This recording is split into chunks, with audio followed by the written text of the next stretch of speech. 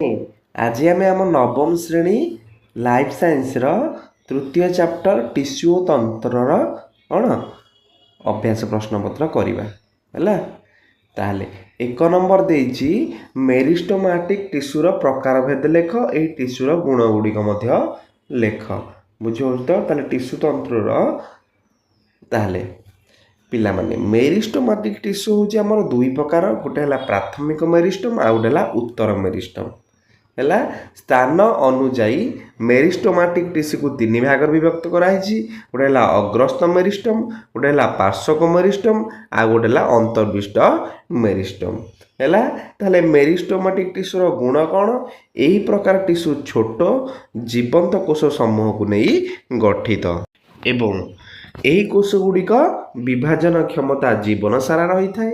कोष गुड़िक आयताकार और कोष भितर अंतःकोशीय स्थान न थाए तेणु यही कोष गुड़िक परस्पर सह संयुक्त एवं कोष भित्ति साधारणतः पतला कोष गुड़िकरे कोष जीवक भरी हो रही थाए और न्यष्टि सुस्पष्ट कोषरे रसधानी छोट अंतर्जीविका जालिका माइटोकॉन्ड्रिया और लवक आदि अंगिका प्रारंभिक अवस्था थाए एवं कोष गुड़िकर विपाचन प्रक्रिया खूब तीव्र।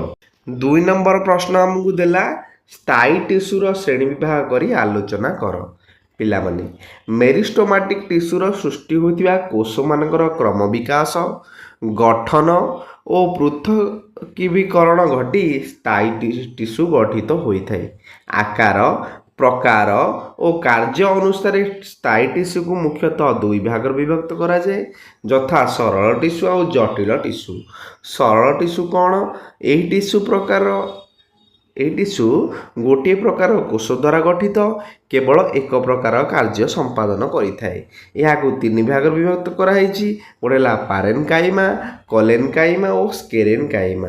प्रथम है पारेनकाइमा यही टिश्यू रे कोष गुड़िक साधारणतः गोलाकार किंबा डिम्बाकार और ढिला भाव में सजाई हो रही से मझे अंतःकोशीय स्थान न थाए एवं कोष गुड़िक जीवंत कोष भित्ति पतला और एमाने विभिन्न प्रकार कार्य संपादन करिपारंती। बुझे तो खाद्य प्रस्तुत करुथिया पारेनकाइमा पत्र हरित रही था। साधारणतः पत्र और कण कांडे पारेनकाइमा टिश्यू को क्लोरेनकाइमा बोली कुआ जाए।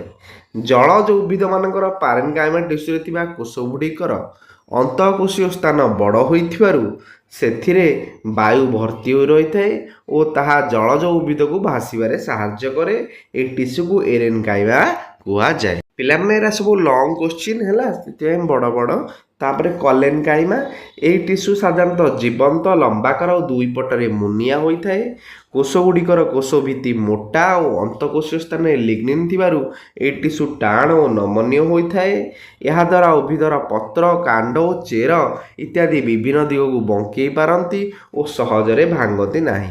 पत्रर धार और डेम्फ एवं कांडरे अधित्वचीय बा हाइपोडर्मिस रे एही टिश्यू उद्भिद को यांत्रिक शक्ति जोगाई थाए।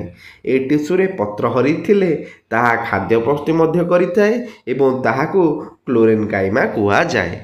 नेक्स्ट स्क्लेरेनकाइमा ए टिश्यू कोष गुड़िक मूर्त यह कोष भित्तिरे बहु परिमाण लिग्निन जमा होइथिबारु यह अत्यधिक स्थूल और शक्त होइथाए। गठन अनुसार यही टिश्यू दुई प्रकार दृढ़ तंतु और दृढ़ कोष। यही प्रकार टिश्यू नलिता और छणपट इत्यादि रे थाए। दृढ़ कोष गुड़िकर भित्तिरे अत्यधिक क्यूटिन और सुबेरिन जमा होइथिबारु यह पत्थर भली टाण और निदा होता है। से दृढ़ कोष गुड़िक स्टोन सेल्स कुआ जाए। नेक्स्ट जटिल टिश्यू विभिन्न प्रकार सरल टिश्यू को नहीं प्रकार टिश्यू गठित होता है। यार समस्त कोष संगठित हो गोटे कार्य संपादन करती। जटिल टिश्यू मध्य दुई प्रकार जाइलेम और फ्लोएम।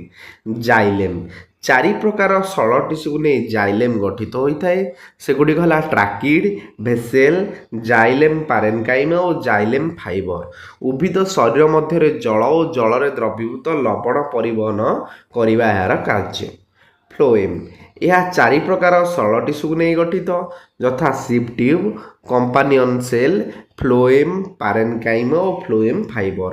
ଏହି ସମସ୍ତ ଟିସ୍ୟୁ ମିଳିତ ଭାବେ ଉଦ୍ଭିଦର ବିଭିନ୍ନ ଅଂଶକୁ ଖାଦ୍ୟ ପ୍ରେରଣା କରିବା ସଙ୍ଗେ ସଙ୍ଗେ ଉଦ୍ଭିଦ ଶରୀର ମଧ୍ୟରେ ଖାଦ୍ୟ ସଂରକ୍ଷଣ ମଧ୍ୟ କରିବାରେ ସାହାଯ୍ୟ କରନ୍ତି। 3 ନମ୍ବର ପ୍ରଶ୍ନ, ଜାଇଲେମ୍ ଟିସ୍ୟୁର ଗଠନ ବୁଝାଅ। ପିଲାମାନେ, ଜାଇଲେମ୍ 4 ପ୍ରକାର ସରଳ ଟିସ୍ୟୁ ଟ୍ରାକିଡ୍, ଭେସେଲ୍, ଜାଇଲେମ୍ ପାରେନକାଇମା, ଜାଇଲେମ୍ ଫାଇବରକୁ ନେଇ ଜାଇଲେମ୍ ଗଠିତ ହୋଇଥାଏ। ପ୍ରଥମେ ହେଲା ଆମର ଟ୍ରାକିଡ୍। ଏଥିରେ ଥିବା କୋଷ ଗୁଡ଼ିକ ଲମ୍ବା, ସରୁ ଓ 2 ପଟକୁ ମୁନିଆ।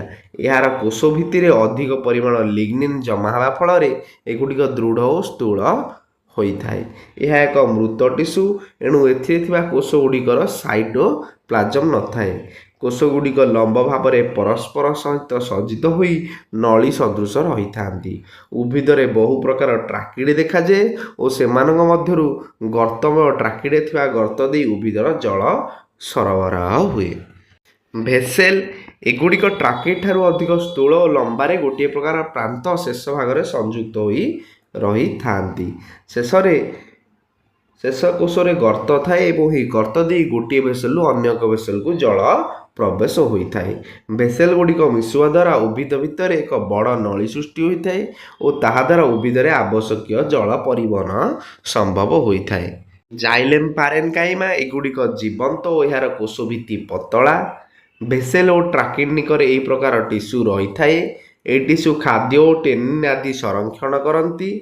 ନେକ୍ସଟ, ଜାଇଲେମ୍ ଫାଇବର, ଏହା ଏକ ପ୍ରକାର ଦୃଢ଼ ଟିସ୍ୟୁ। ଏହାର କୋଷ ଗୁଡ଼ିକରେ ଥିବା କୋଷ ଭିତ୍ତି ସେଲ୍ୟୁଲୋଜ୍ ଓ ଲିଗ୍ନିନ୍ ଦ୍ୱାରା ନିର୍ମିତ ହୋଇଥାଏ। ଏହା ସ୍ଥୂଳ ଓ ଏହାର କୋଷ ଭିତ୍ତି ସରଳ ଗର୍ତ୍ତ ଥାଏ।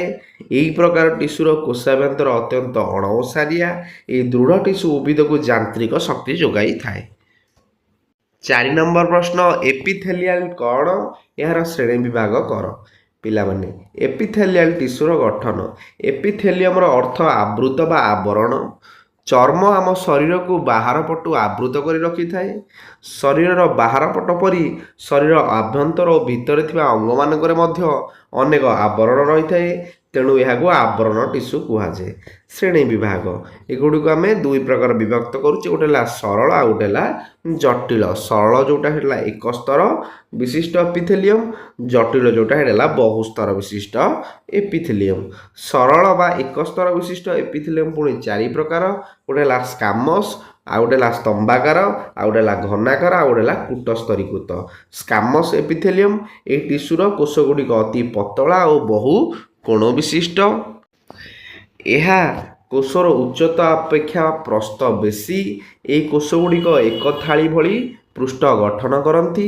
ଖାଦ୍ୟନଳୀର ଭିତର ପାଖ, ଫୁସଫୁସର କୋଟରିକା, ବୃକକର ବୁମେନ୍ ଖୋଳ, ମୃତନଳୀ ଓ ରକ୍ତନଳୀର ଭିତର ସ୍ତର ଆଦି ସ୍ଥାନମାନଙ୍କରେ ଏହି ଟିସ୍ୟୁ ରହିଥାଏ।